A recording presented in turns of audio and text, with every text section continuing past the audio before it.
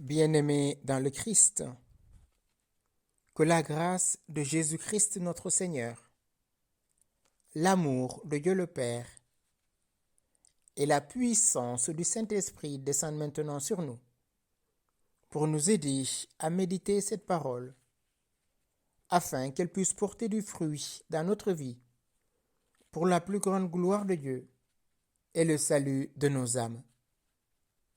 En ce 27e dimanche du temps ordinaire, j'aimerais méditer avec vous l'Évangile de Jésus-Christ selon saint Matthieu, au chapitre 21, du verset 33 au verset 43. En ce temps-là, Jésus disait aux grands prêtres et aux anciens du peuple: écoutez cette parabole. Un homme était propriétaire d'un domaine. Il planta une vigne, l'entoura d'une clôture, creusa un pressoir et bâtit une tour de garde. Puis, il loua cette vigne à des vignerons et partit en voyage. Quand arriva le moment des fruits, il envoya ses serviteurs auprès des vignerons pour se faire remettre le produit de sa vigne. Mais les vignerons se saisirent des serviteurs, frappèrent l'un, tuèrent l'autre, lapidèrent le troisième. De nouveau, le propriétaire envoya d'autres serviteurs plus nombreux que les premiers, mais on les traita de la même façon. Finalement, il leur envoya son fils en se disant: ils respecteront mon fils.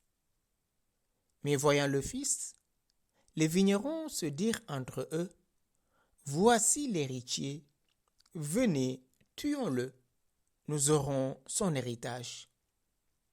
Ils se saisirent de lui, le jetèrent hors de la vigne et le tuèrent. Eh bien, quand le maître de la vigne viendra, que fera-t-il à ces vignerons? On lui répond: ces misérables, il les fera périr misérablement. Il louera la vigne à d'autres vignerons qui lui en remettront le produit en temps voulu. Jésus leur dit: n'avez-vous jamais lu dans les Écritures: la pierre qu'ont rejetée les bâtisseurs est devenue la pierre d'angle. C'est là l'œuvre du Seigneur, la merveille devant nos yeux.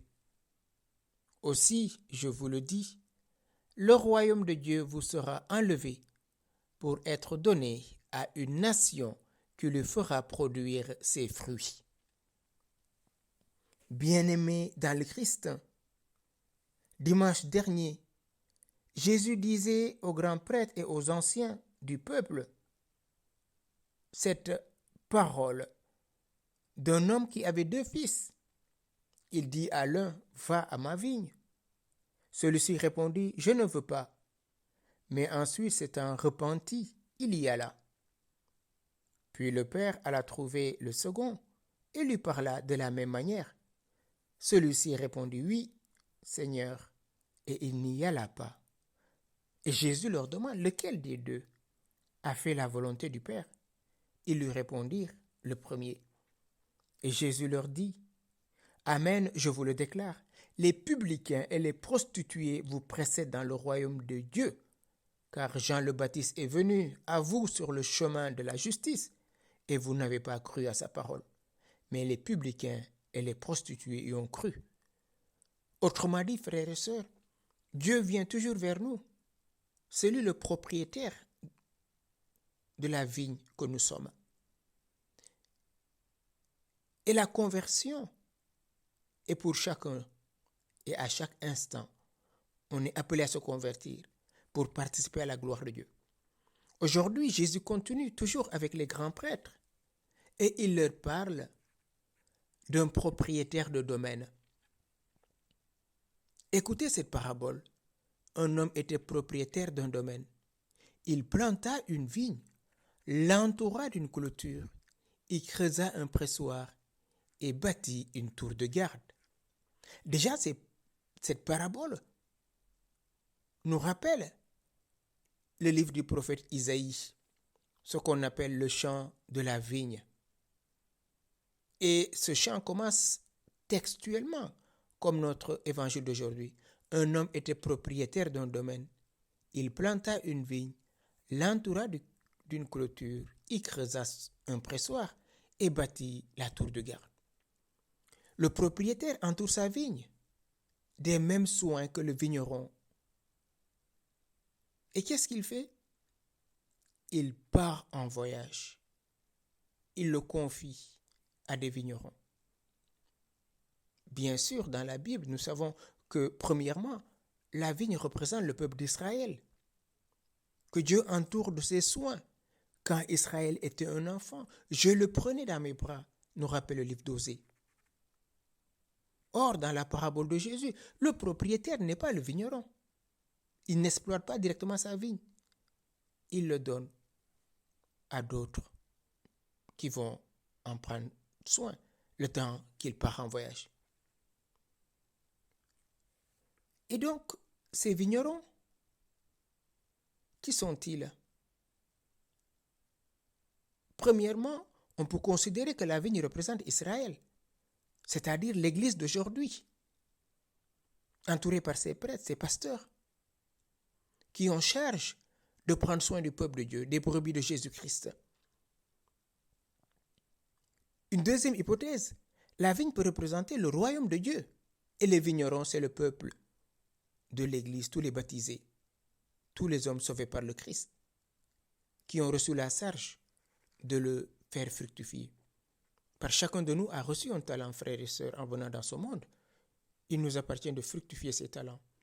Et quand arriva le moment des fruits, le propriétaire envoya ses serviteurs auprès des vignerons pour se faire remettre le produit de sa vigne.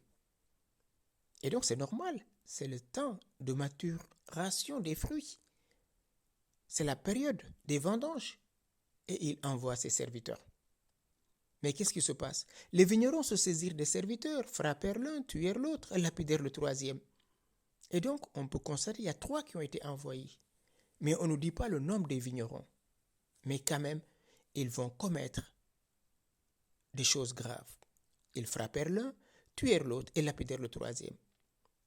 De nouveau, le propriétaire envoya d'autres serviteurs, plus nombreux que les premiers, mais on les traita de la même façon. Finalement, il leur envoya son fils en se disant, ils respecteront mon fils. Premier envoi, ils n'ont pas respecté. Deuxième, pareillement. Et là, il se dit, mon fils, ils vont le respecter. Mais eux, qu'est-ce qu'ils se disent, ces vignerons? Voyant le fils, ils se disent, voici l'héritier. Venez, tuons-le. Nous aurons son héritage. Et donc, ils se précipitent sur ce fils unique et ils le tuèrent. Et voilà, ils vont le jeter en dehors de la ville. Cela nous rappelle la passion de notre Seigneur Jésus-Christ, que Dieu envoie à l'humanité tout entière. Et les grands prêtres, par jalousie, vont le faire périr.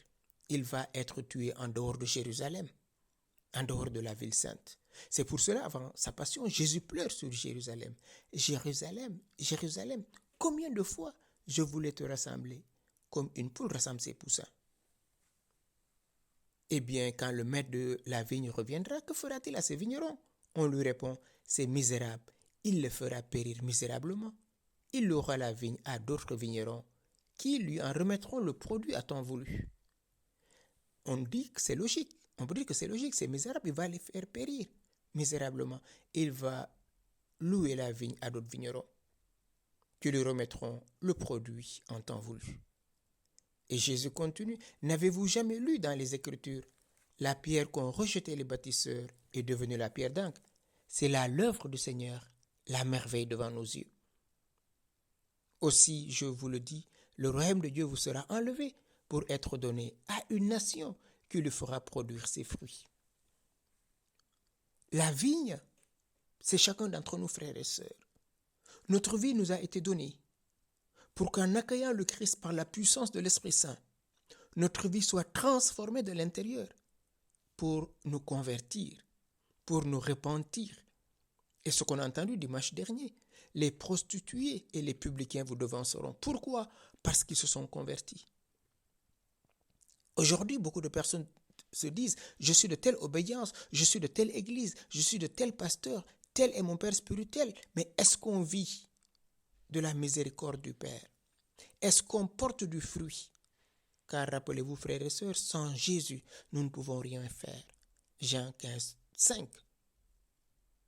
Nous sommes des sarments, c'est Jésus la véritable vigne. Par son mystère d'incarnation, il a revêtu la nature humaine pour que cette nature puisse porter du fruit. Et nous sommes les sarments. Si nous ne sommes pas attachés au Christ, nous allons dessécher et nous allons brûler. Oui, le royaume de Dieu vous sera enlevé. Vous qui dites vous êtes baptisés, vous qui dites vous êtes nés de nouveau. Or, votre comportement est contraire. Vous qui criez sur les toits que vous êtes chrétiens, or vous marchez dans les ténèbres. Vous qui dites que vous êtes charismatique, vous êtes nés de nouveau, alors que vous engendrez la division dans vos groupes de prière, dans vos assemblées dominicales. Vous cherchez plus l'avoir au lieu de cultiver l'être d'enfants de Dieu que nous sommes. Et cela, ça se voit, frères et sœurs, d'une manière claire aujourd'hui. Beaucoup de pasteurs ramènent les brebis à eux-mêmes et profitent de leur laine, de leur lait et de leur chair. Nous sommes invités à nous convertir. Nous sommes invités à changer de vie. Nous sommes invités à accueillir le Christ. Le prophète Isaïe désignait la vigne comme le peuple d'Israël, le peuple de Dieu. Notre vie s'accomplit dans le service d'autrui. Aujourd'hui, quel est le sens que je donne à ma vie? Comment je rentabilise les talents qui m'ont été donnés? Est-ce pour ma propre gloire ou est-ce pour la gloire de Dieu? Aujourd'hui, dans les couples, des difficultés s'emplissent de plus en plus. L'incompréhension l'emporte sur l'amour. L'indifférence. Des querelles à n'en plus finir. Dans les familles, dans les églises. Est-ce que Dieu est encore avec nous? Sommes-nous encore des serviteurs de Dieu ou nous nous servons de Dieu? À chacun de discerner dans son cœur ce que le Seigneur attend de lui. À chacun de voir dans son cœur les appels de l'Esprit Saint. Demandons à l'Esprit Saint, lui le Père des pauvres, de venir embraser notre cœur du feu de son amour. De venir aujourd'hui laver en nous tout ce qui a besoin d'être purifié. Que le Saint-Esprit, maintenant, vienne couler en nous. Que cette source d'eau vive coule maintenant pour laver notre cœur de toute souillure, de tout attachement malsain, pour que nous puissions suivre la voie de Dieu.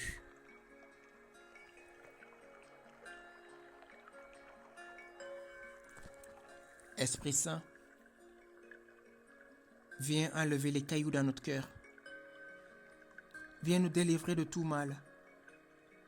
Donne-nous de vivre de la présence de Jésus. Infléchis notre cœur. Rends-nous dociles à tes célestes motions. Donne-nous la grâce de quitter tout ce qui meurt en nous pour nous laisser vivre en toi. Ô Saint-Esprit de Dieu, toi, la source d'eau vive, viens guérir tous mes frères et sœurs qui souffrent dans leur corps, leur âme et leur esprit. Viens mettre la paix dans les couples et dans les familles, dans nos églises. Ô Saint-Esprit, nous avons besoin de toi. Emplis-nous maintenant de ta présence. Envahis-nous de ton amour. Guéris-nous, Saint-Esprit. Coule en nous maintenant.